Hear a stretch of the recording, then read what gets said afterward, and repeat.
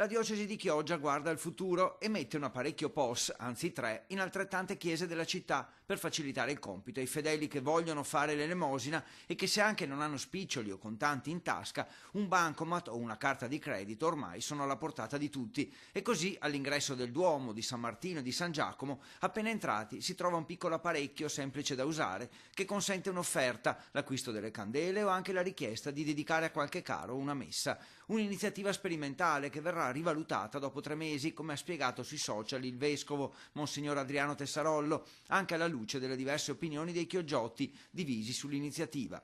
Può funzionare, nel senso che è uno delle tanti modi con cui, se uno vuole essere generoso, il modo lo trova, va bene anche questo. Sarei d'accordo, sono forme nuove, va bene, cioè, l'importante è che uno scelga lo strumento più adatto e decida come utilizzarlo. È una novità per me.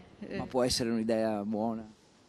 Non lo so, no, preferirei il modo tradizionale, almeno questo è un parere. I parroci dicono anche per evitare i ladri, così non ci sono contanti.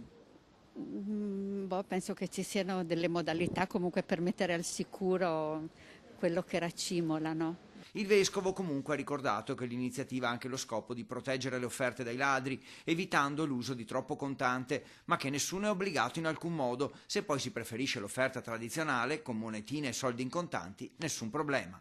Anzi, dovrebbe essere tutto quanto caritatevole, non dovrebbe esserci bancomat. No, ma uno invece di mettere i soldi in contanti col bancomat, perché magari in teoria è più comodo. Più comodo, ma così c'è un obbligo di offerta, perché quando si va col bancomat non sono i centesimi spiccioli, sono euro. È una buona idea secondo lei? Benissima, caspita, è una buona idea, basta collaborare tutti assieme.